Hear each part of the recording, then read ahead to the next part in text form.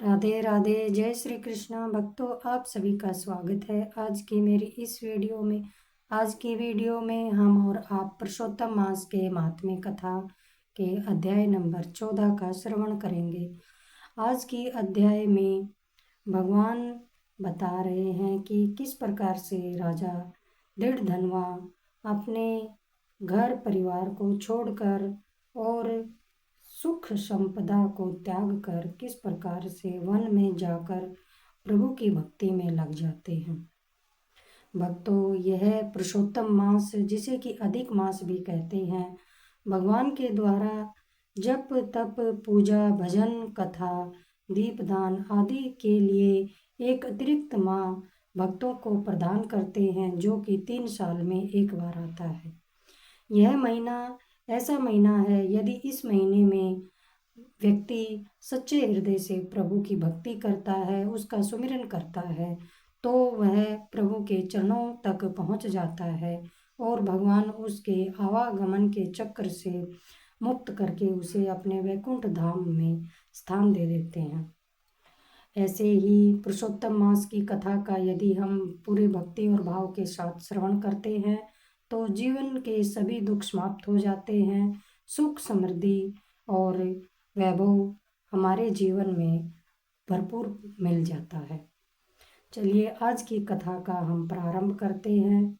श्री नारायण बोले, इसके बाद चिंता से आतुर राजा दृढ़धनवा के घर वाल्मीकि मुनि आए, जिन्होंने परम अद्भुत तथा सुंदर रामचंद्र जी का चरित्र वर्णन किया है।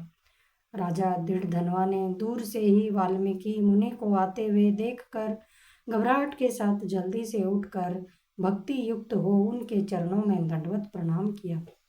भली भांति पूजा कर उत्तम आसन पर ऋषि को बैठाकर उनके चरणों को गोद में लेकर दोनों हाथों से धोया और उस चरणोदक को बड़े हर्ष के साथ सिर पर धारण कर शुक पक्षी की बात स्मरण करता हुआ राजा दृढ़धनवा ने मधुर वचन से यूं कहा। दृढ़धनवा बोला, हे भगवान, इस समय मैं कृतकृत्य हूँ, भाग्यवान हूँ, मेरा जन्म सफल हुआ। हे प्रभु, आज मेरा मनोरथ पूर्ण हुआ। आज आपके प्रत्यक्ष दर्शन से शास्त्रादिकों के यथार्थ अर्थ को ज्ञान सफल हुआ है। हे जगत के पावन करने वाले, हे पावन करने वाले, आज मैं अपने भाग्य का क्या वर्णन करूं। श्री नारायण बोले। इस तरह से वाल्मीकि मुनि को कहकर वह राजा मौन हो गए। बाद में वाल्मीकि मुनि उस राजा को विनय युक्त देखकर बड़े प्रसन्न हुए और जनता को आनंदित करते हुए बोले। वाल्मीकि मुनि बोले, हे नृपश्रेष्ठ, ठीक है, तुम में उक्त प्रकार की सब बातों का होना संभव है। हे राजन, तुम चिंता से आतुर क्यों हो, सो सब मन की बात कहो।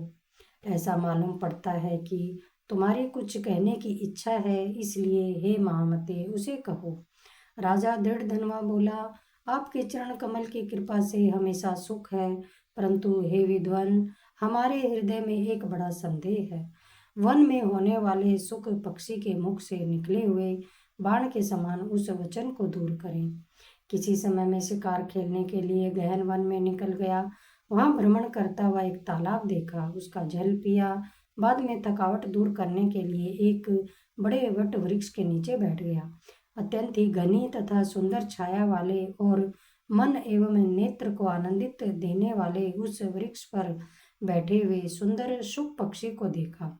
जब उस शुक पक्षी पर हमारी दृष्टि गई, तब उसने हमारे सम्मुख होकर एक श्लोक पढ़ा कि इस पृथ्वी पर विद्यमान अतुल सुख को देखकर तू तत्व आत्मा का चिंतन नहीं करता, तो इस संसार के पार कैसे जाएगा।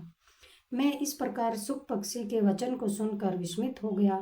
हे ब्राह्मण, मैं नहीं जानता कि उस सुख पक्षी ने क्या कहा। यह हमारे हृदय के संदेह को आप दूर करने के योग्य है। हमारा राज्य सुख तथा सुंदर 4 पुत्र, सुंदर पतिव्रता स्त्री, हाथी घोड़ा रथ सेना, हे ब्राह्मण, ये सब अतुल समृद्धि इस समय हमें किस पुण्य से प्राप्त है।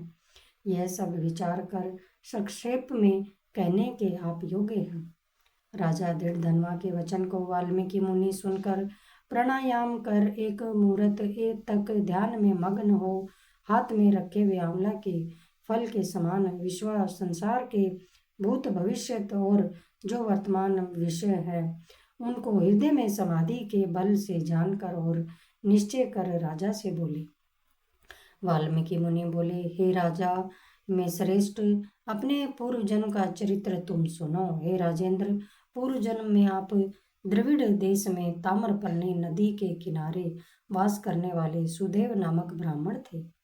धार्मिक सत्यवादी, जो मिल जाए उतने ही में संतोष करने वाले, मेधा अध्ययन में संपन्न, विष्णु भक्ति में परायण रहा करते थे। आपने अग्निहोत्र आदि यज्ञों के द्वारा भगवान हरि को प्रसन्न किया। इस प्रकार रहते हुए तुम्हारी गुणवती स्त्री थी।